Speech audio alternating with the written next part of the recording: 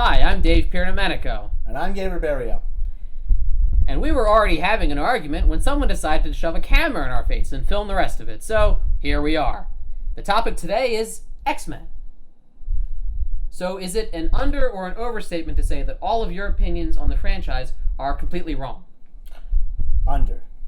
Okay. Let's talk about how, let's exclude the Deadpool films and Logan. If you want to put them in their own bubble, let's just assume the Bryan Singer continuity Just that X-Men. started 2000. Now, are we counting the other Wolverine movies? I guess we'd have to, because let's be honest, that's the go-to worst movie. Fair enough. So we can agree on Actually, the Wolverine is decent. It is, but X-Men Origins Wolverine, Garbage. best opening ever, followed by the worst rest of the movie ever. That scene was amazing. Come on. I thought you were Logan and all the I thought you were wars. going to lead in with X2. Oh! Because that's Okay, the best that opening one- of all the X-Men movies and then the worst execution following. But I'm kidding. No. As we both know, X2 is the best X-Men movie, followed closely by Days of Future Past. I respectfully disagree. I thought that way up until they rebooted the franchise and started going with X-Men First Class, where as much as I love Patrick Stewart and Ian McKellen, I think that they're perfect. If you're going to do a younger take on them, James McAvoy and Michael Fassbender were brilliant. And if I were to have told you, Dave, in the year 2000, that 15 years from now, that the best X-Men movie would have Kevin Bacon as the villain, you would have laughed in my face. But guess what? I figure I'm right. The joke's on you. I would not have laughed. I love Kevin Bacon. However, as awesome I love a movie... Kevin Bacon and eggs, but I digest. Go on. Precisely. As awesome as X-Men First Class is, there's one gaping error in it. And it's not even an error with the movie itself, but in how it relates to the rest of the film. So we're supposed to believe that Magneto and Xavier have this long friendship, and then eventually they sort of fall into an adversarial role with each other. X-Men First Class never should have ended with them being enemies and Charles getting paralyzed that quickly. It rushes what should have taken years and years to happen just for a dramatic moment. Fair enough, but for the casual fan that knows Xavier as he is, they want to see him in the wheelchair. So if we're going to move into Days of Future Past, which I don't think highly of, and I know a lot of people don't like Apocalypse, and Because it's terrible. I'm not going to say it's a great movie. The execution is questionable.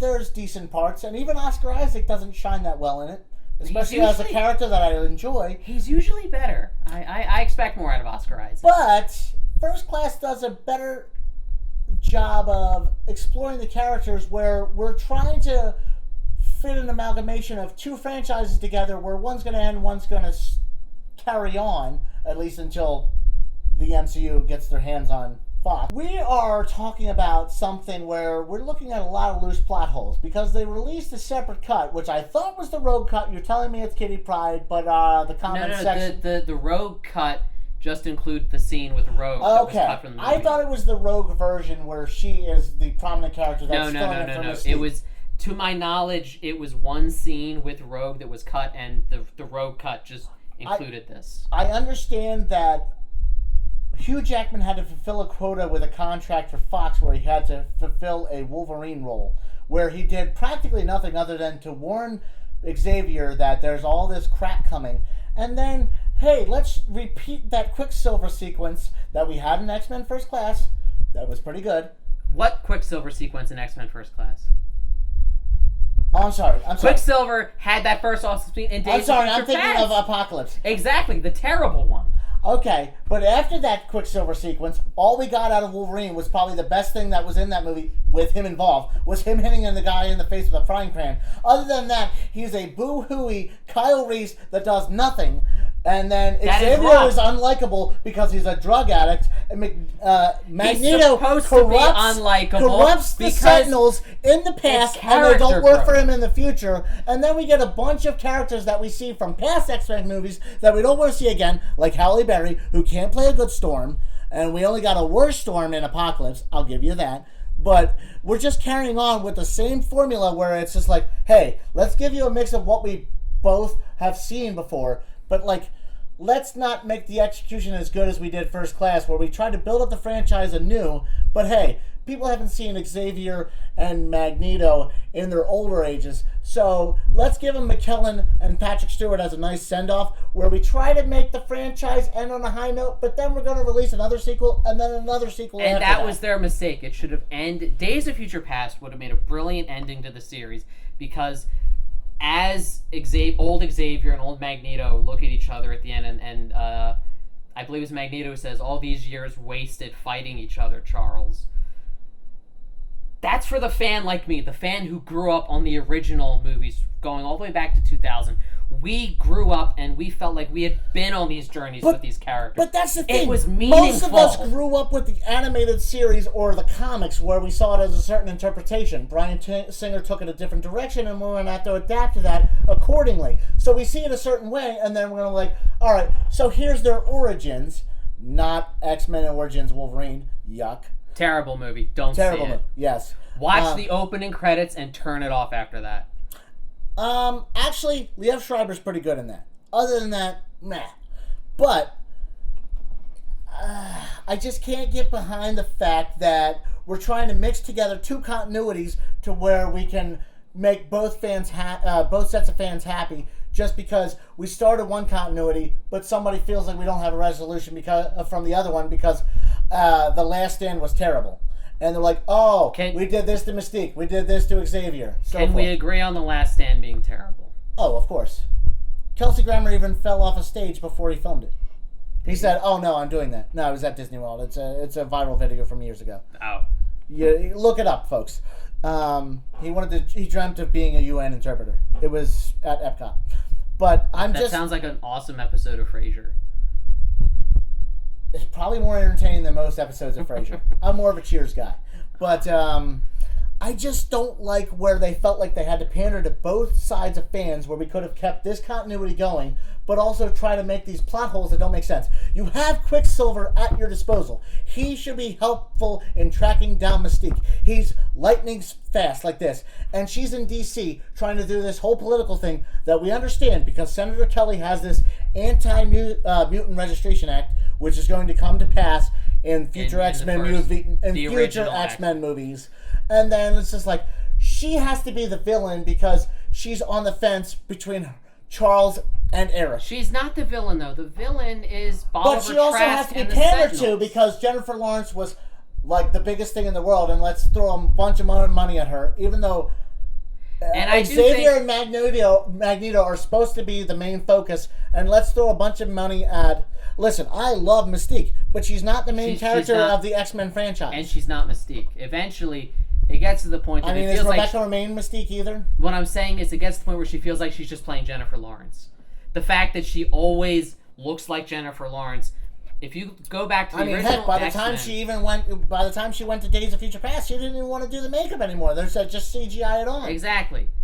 But the whole point of Mystique, going back to the first one, is she believes she shouldn't have to look normal to be accepted. She proudly looks like her blue self.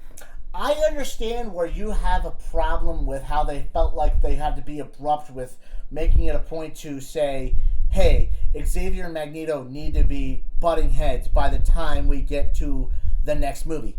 But it almost feels like they had to facilitate that, because they can't be allies when we get to the next movie again, especially when they're combining franchises. Or timelines of a franchise. All I'm saying is Days of Future Past, had it ended there, had that been the last X-Men movie, and had any studio known how to actually stop with a franchise, we would have been better off. And a lot of the issues you're talking about have more to do with it continuing forward. The issue isn't Days of Future Past. The issue is that Fox didn't know how to stop. That they immediately said... They still don't know how to stop. No, and they never will. They never will. They're still trying to get New Mutants off the ground, and that's been on hold for a year and a half. I don't buy Sophie Turner as Jean Grey. You don't? I found her more convincing than Famke Janssen. And I actually like Famke Janssen, but it just felt like... It was just like, hey, let's just, like... Forget Magneto. Well, this is where we get into an issue of The Last Stand being terrible. Magneto becomes, like, a secondary villain in the first act, and then it's just like, let's make Jean Grey the...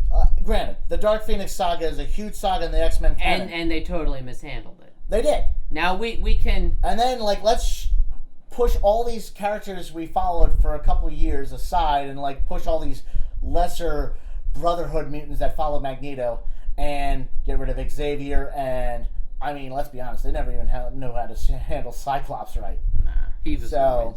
So, there you So, go. in... They catered to Halle Berry and made Famke Jensen the villain in 2 acts. So, in closing, we can both agree that Last Stand and X-Men Origins Wolverine, bottom of the barrel. Correct. And Logan is probably the best X-Men movie?